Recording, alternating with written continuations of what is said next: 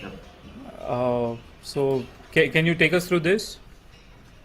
So yeah, this it happened way before, right? The $100 market crossed. I think in it happened the first time in 24. It has happened for the first time since 2014, Right. right? And because it has crossed $100. It is the Brent crude we're talking about. A lot of commodities and their prices are based off crude oil prices, right? Of course, yeah.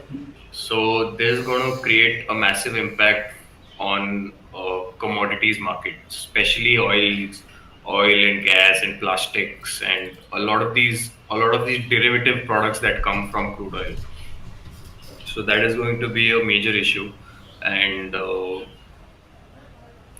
like I said, petrol कहीं सस्ता नहीं होने वाला है, मतलब और बढ़ने ही वाला है, बिकॉज अभी चुनाव है तो अभी नहीं बढ़ा रहे हैं वो लोग, बट उसके बाद it is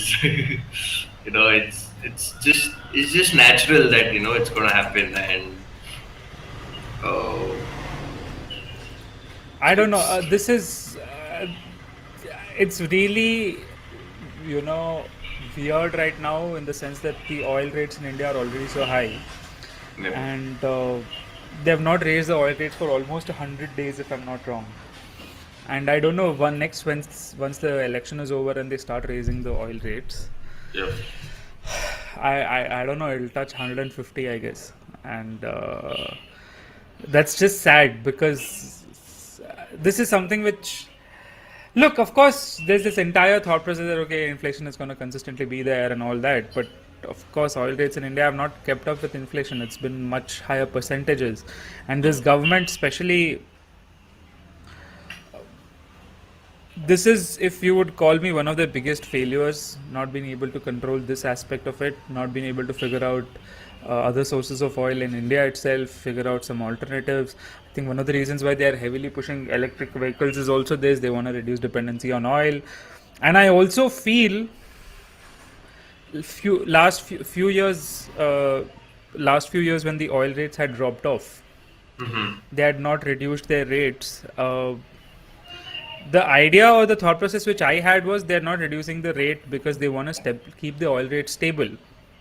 Right.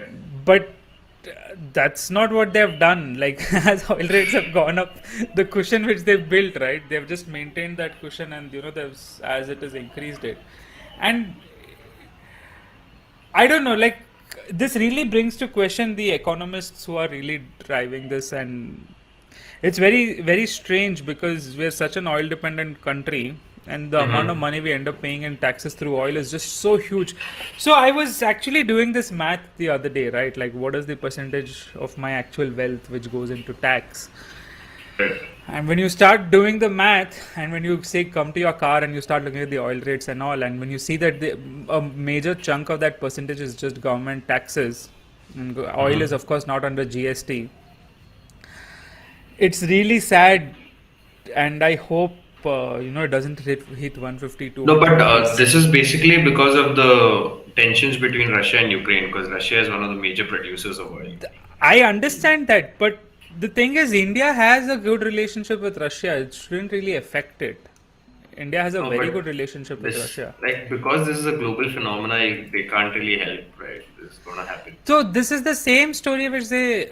So that's what I'm trying to say, right? The cushion which was getting built, it should have Huh. offset this increases. Exactly. And yeah, they did build a cushion, right? They were building Exactly. reserves when oil was like 50, Very 60 cheap. dollars.